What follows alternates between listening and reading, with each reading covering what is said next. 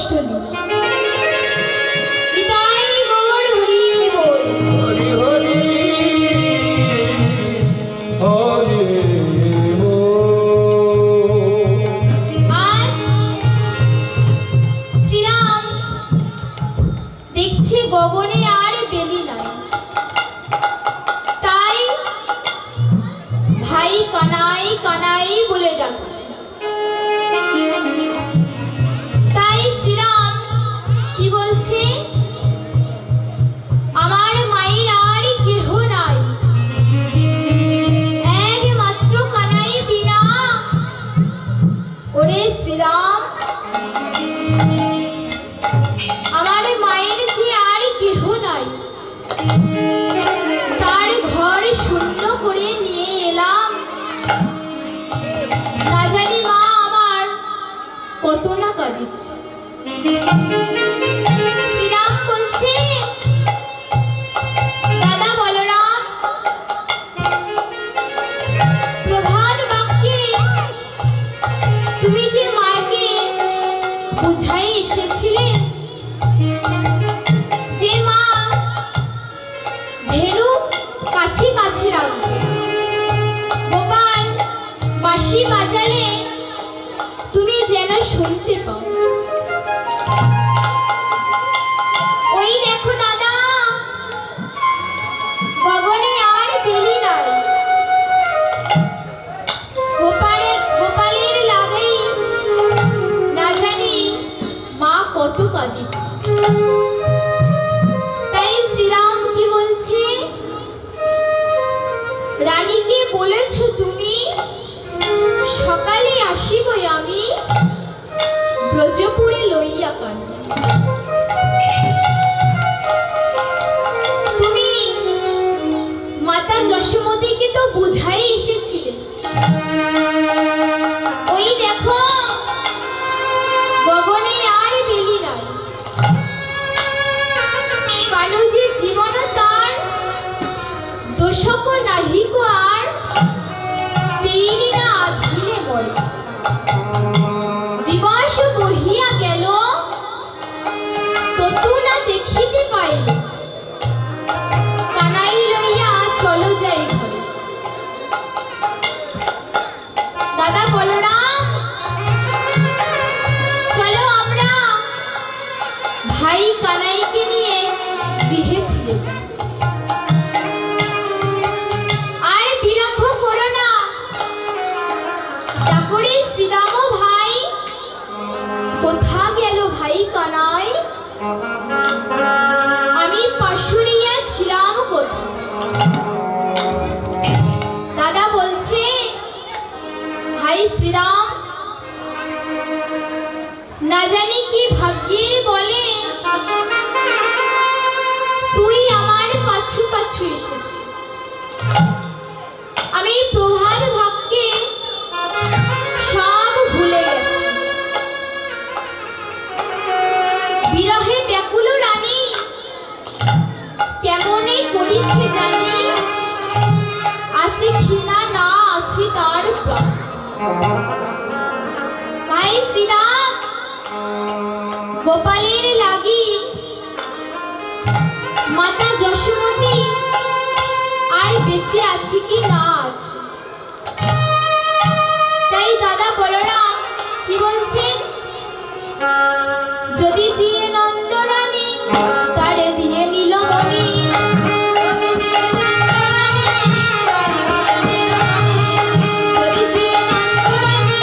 তারে দিয়ে নীলমণি,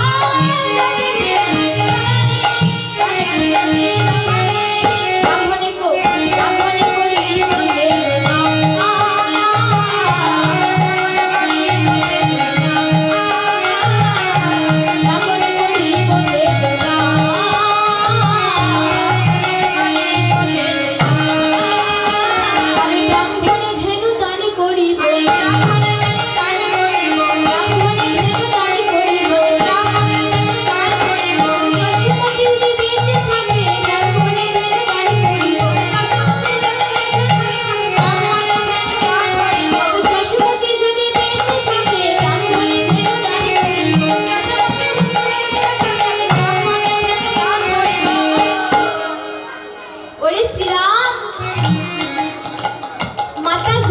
যশোমতী যদি বেঁচে থাকে তাহলে আমি এই ব্রাহ্মণ গণে ধেনু দান করি।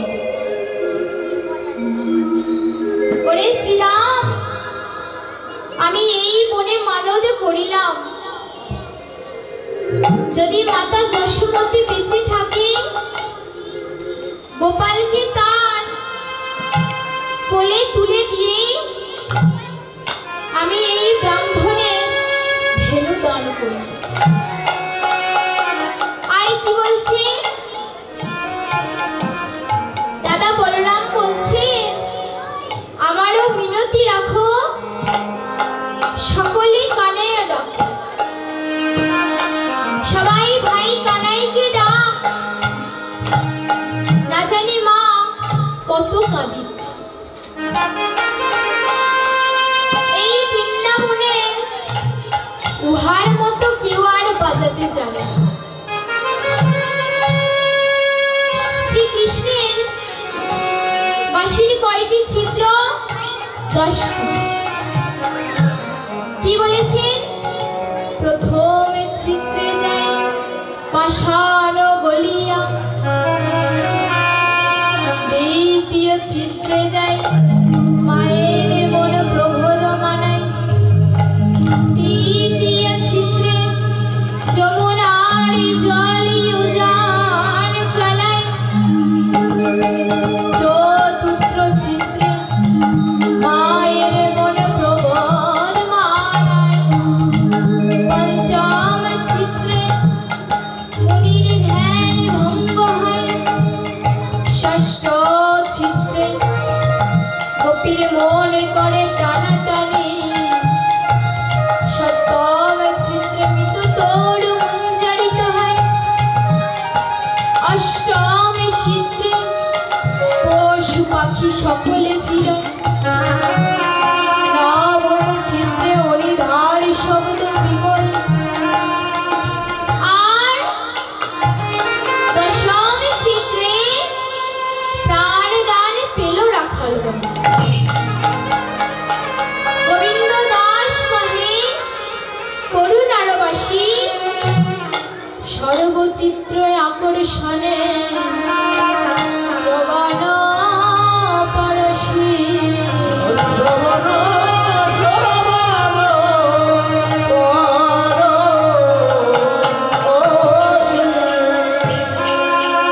পদকর্তা কি বলছে? মাসি সে ভালোবাসাতে জানে, সে ভালোবাসাতে জানে, সে ভালোবাসাতে জানে, সে ভালোবাসাতে জানে, বেরুরাবে জগৎ ভুলায়, সে ভালোবাসাতে জানে, বেরুরাবে জগৎ ভুলায়, সে ভালোবাসাতে জানে, যেখানে সব মনসাতে সে ভালোবাসাতে জানে, যেখানে সব মনসাতে সে ভালোবাসাতে। পদকর্তা বলেছে এমন বেণুকর আর ত্রিজগতে নেই। নবদ্বিধা ভক্তির দ্বারা ভগবানকে পাওয়া যায়। সেই নবদ্বিধা ভক্তি কি কি? প্রথম কীর্তন শ্রবণ করা, দ্বিতীয় কীর্তন করা, তৃতীয় স্মরণ করা, চতুর্থ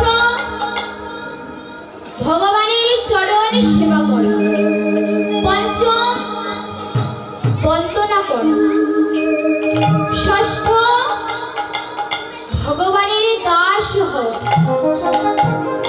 সপ্তম ভগবানের বন্ধু হওয়া, অষ্টম ভগবানের কাছে আত্মনিবেদন করা, আর নবম ভগবানের দাস হওয়া। প্রথম কীর্তন শ্রবণ করে ভগবানকে কে পেয়েছিল? রাজা পরীক্ষিত। কীর্তন করে প্রথম কে পেয়েছিল? ব্যাসদেবের পুত্র সুখদেব গোস্বামী। ভগবানকে স্মরণ করে প্রথম কে পেয়েছিল? প্রহ্লাদ।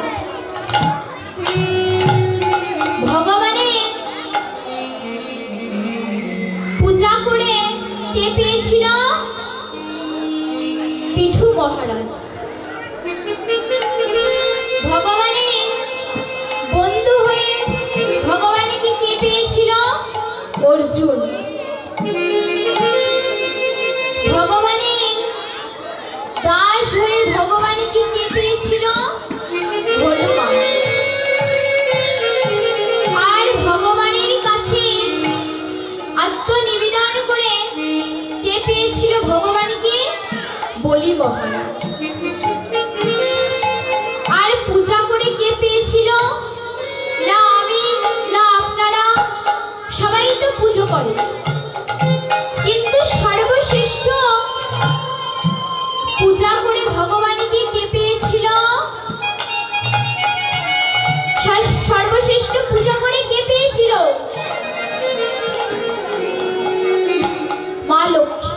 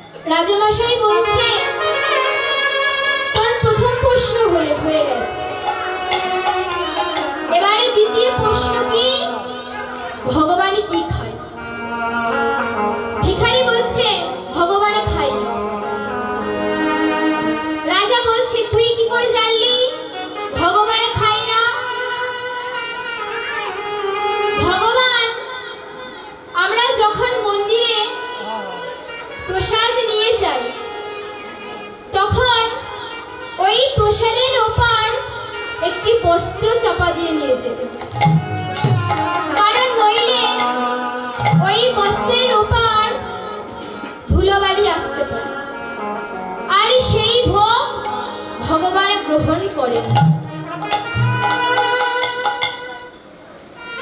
রাজামশাই বলছে, তোর দ্বিতীয় প্রশ্ন হল, এবার তৃতীয় প্রশ্ন, ভগবান কখন হাসেন? ভিখারি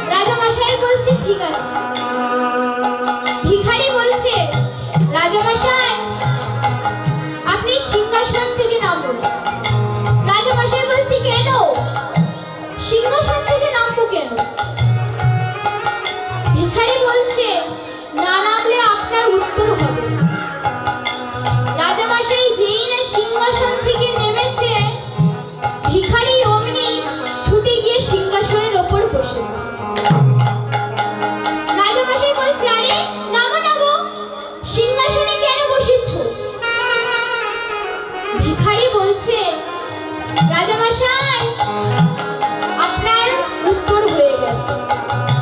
বলছি কেমন ভাবে?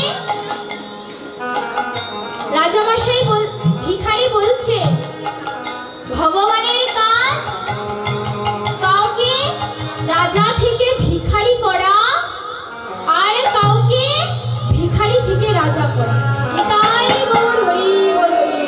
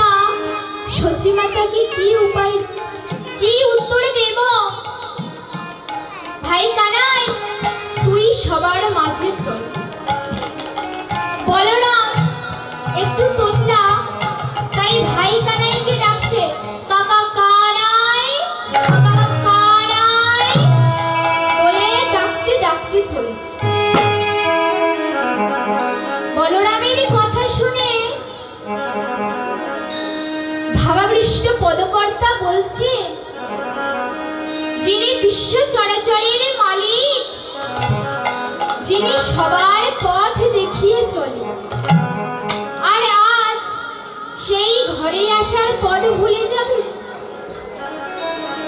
পদকর্তা বলেছেন, উনি না চড়ালে বড় কেবা চলে। এই বিশ্ব চরাচরে সেই সবার পদ দেখিয়েছে। তাই পদকর্তা কি বলেছে, সে কি পদে ভুলে মনে থাকিতে পারে।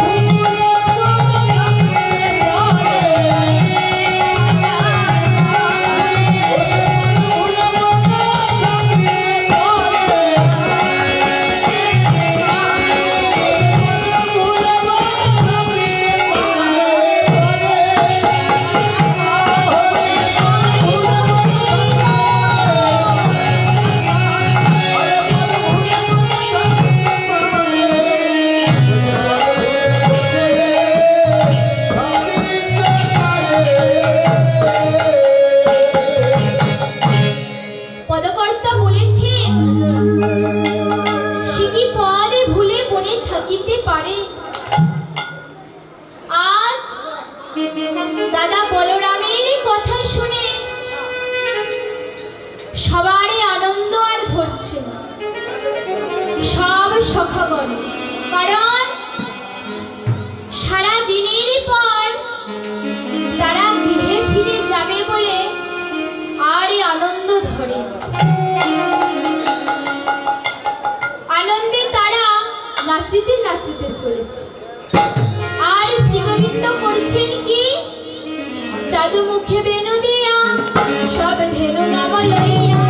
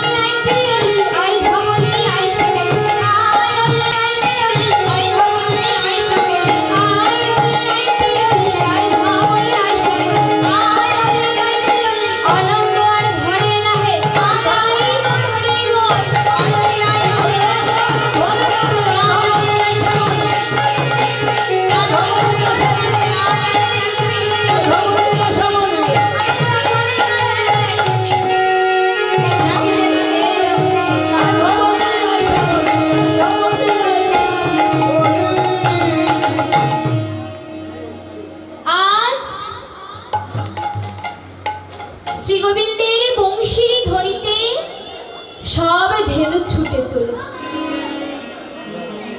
পাহাড় পর্বত নদ নদী অতিক্রম করে ছুটে চলেছে।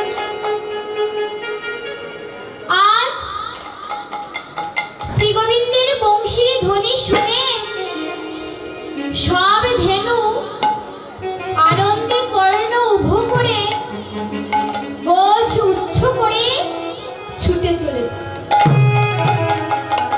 পাহাড় পর্বত নদ নদী অতিক্রম করে ওই বংশীর ধ্বনি ভিমুখে তারা ছুটে চলেছে।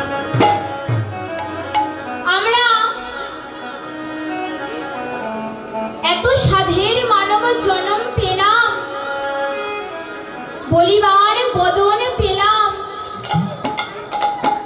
দেখিবার নয়ন পেলাম, তাও আমরা সেই গোবিন্দের বংশীর ধ্বনি শুনিতে পেলাম। আর আজ যারা বনের পশু তারা সেই বংশীর ধ্বনি শুনিতে পেয়েছে। তাই সেই ধেনুগণ বংশীর ধ্বনি শুনে কি বলেছেন? বাঁশিয়াবার বাজা,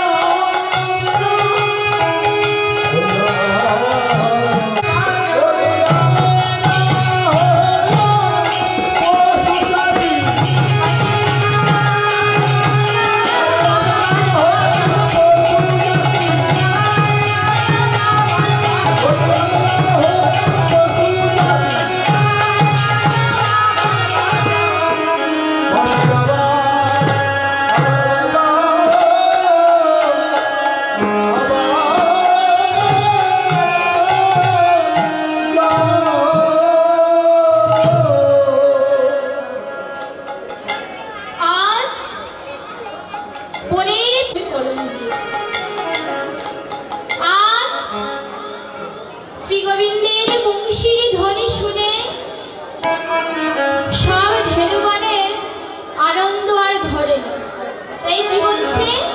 ধেনু সব সারি সারি হম্বা হম্বা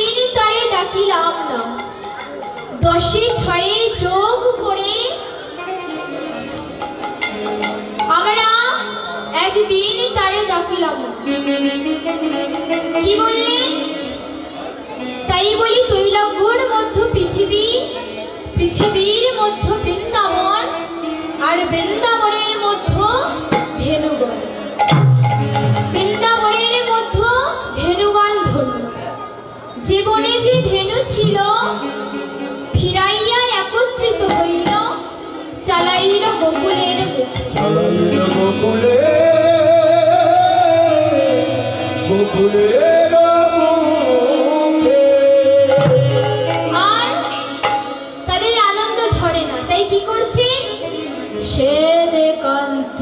অনুপম আগে ধায় বলরা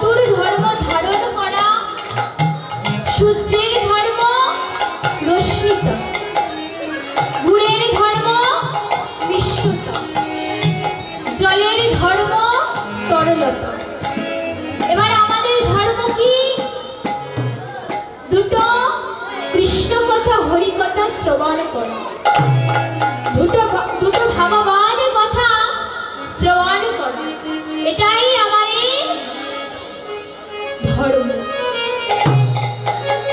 আজ শ্রী গোবিন্দ আমার চলেছে যাবর নগরে এসে সখারা সবাই আগে চলে পাঁচে ধাই শ্যাম সুন্দর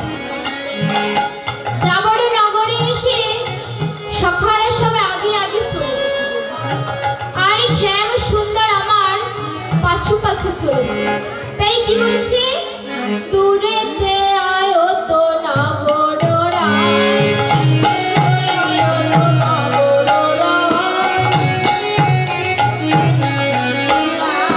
দূরেতে আয়ো তো না বড়রাই দূরেতে আয়ো না বড়রাই রূপতি রূপতি ও জয়